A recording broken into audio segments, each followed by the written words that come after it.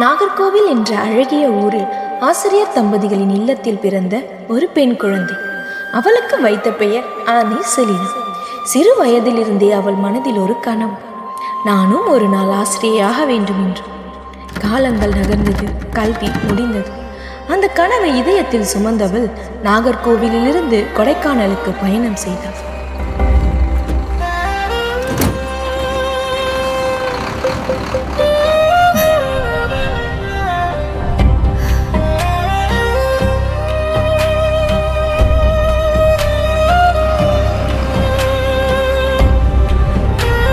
ஒரு வகுப்பறையில் குழந்தைகளுக்கு பாடம் சொல்லிக் கொண்டிருந்த அந்த நேரத்தில் அவள் உணர்ந்தாள், ஒரு ஆசிரியர் ஒரு குழந்தையின் வாழ்க்கையை மட்டுமல்ல, ஒரு சமூகத்தின் எதிர்காலத்தையும் மாற்றுகிறார் என்று.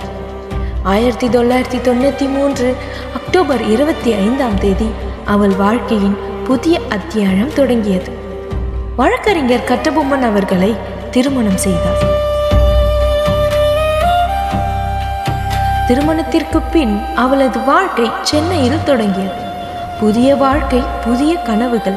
1994 ஜூலை 27 முதல் மகள் பிறந்தார்.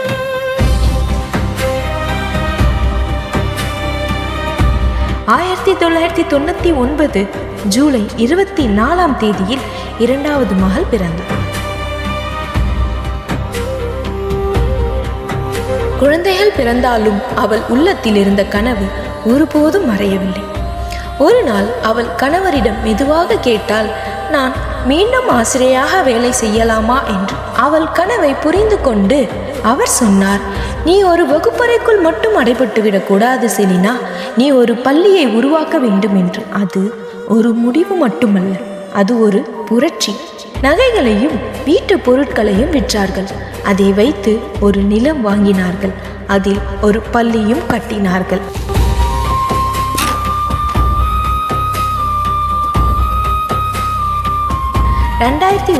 ஆண்டு ஒரு கனவு பிறந்த ஆண்டாக இருந்தது. ஆனால் சிலரின் பொறாமை, சிலரின் பகை, அந்த பள்ளி இடிக்கப்பட்டது. கனவுகள் சிதறியது.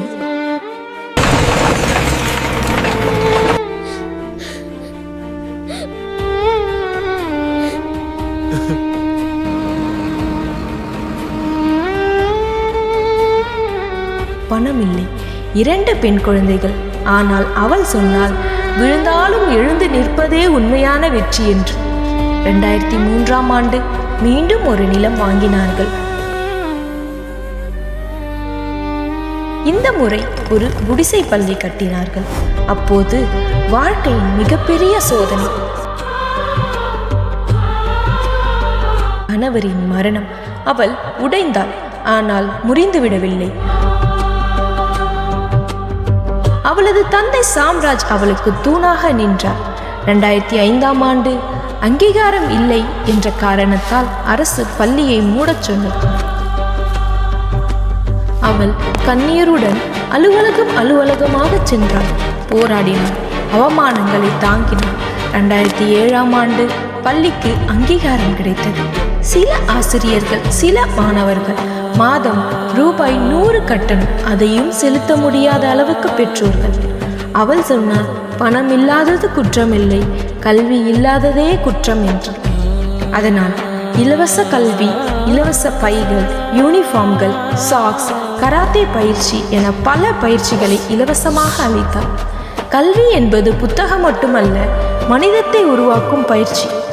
கட்டிடம் வளர்ந்தது, மாணவர்கள் பெருகினார்கள், ஆசிரியர்கள் அதிகரித்தனர். 2020 ஆண்டு கொரோனா, பள்ளி மூடப்பட்டது. மீண்டும் நிதி நெருக்கடி.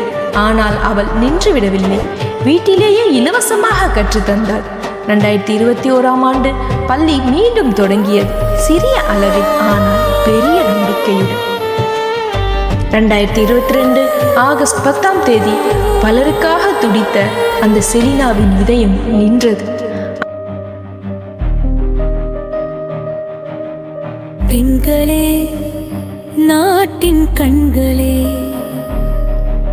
கண்களே, சரீரத்தின் தூங்கலே. நாகர்கோவில் மண்ணில் ஒரு பூவாய் பிறந்தார் ஆனிச்சை.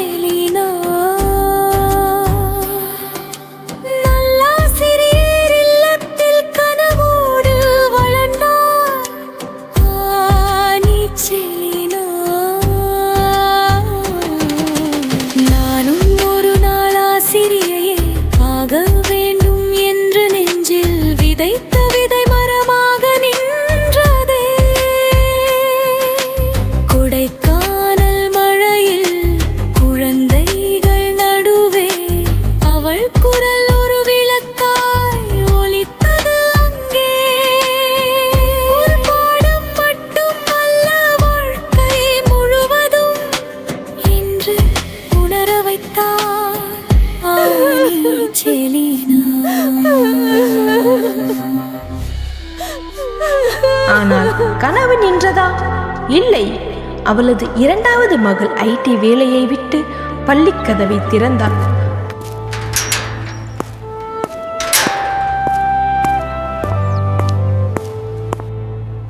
புதிய தொழில்நுட்பங்கள், புதிய யோசனைகள், புதிய தலைமுறை. மாணவர்கள் வளர்ந்தார்கள், பரிசுகள் வென்றார்கள்.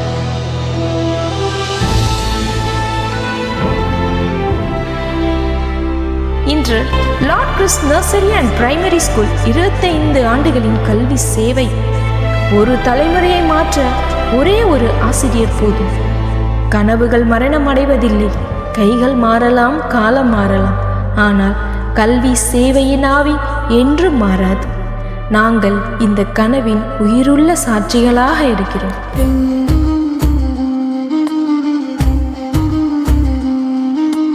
பெண்கள் ஒளியடைந்தால் நாடும் உயர்வடையும். பெண்களே, நாட்டின் கண்களே.